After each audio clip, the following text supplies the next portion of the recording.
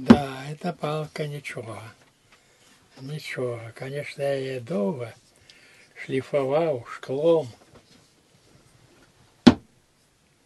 Ярловцевики. До речі, у мене там «Голос Америки», BBC і німецькую хвалю. Ну, в першу чергу свою эту. «Визволення» і «Свобода». А в тих я слухав тільки літературні. У німецької хвалі, у BBC. Там були цікаві літературні передачі. На русской мові. Выступали вядомые письменники, тады асабліва читали. Я прослухал усяго Солженіцына, гэты самы «Раковый корпус» и как это, «В кругу первом».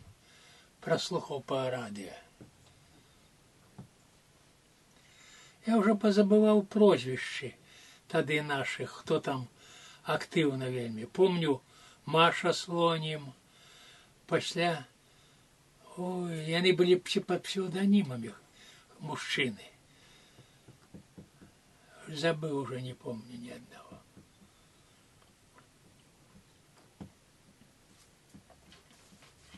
Они приехали вербовать на машинах, на немецких.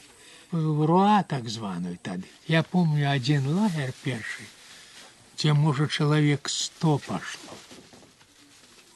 Одразу.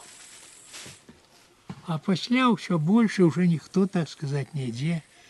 І нават на шахты яшчэ. Уже здавалася б, шахтаў можна было пайсці, кому не падохнуць. А ўсё роўна ні адзін чалавек не пашоў. Ні адзін чалавек.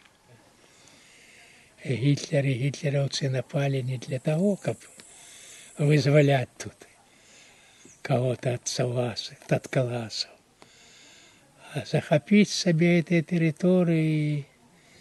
Конечно, Германия задыхалась от безземелья, от всего. Это поратунок такий же, как и у Сталина был, захопливать другие краины и народы.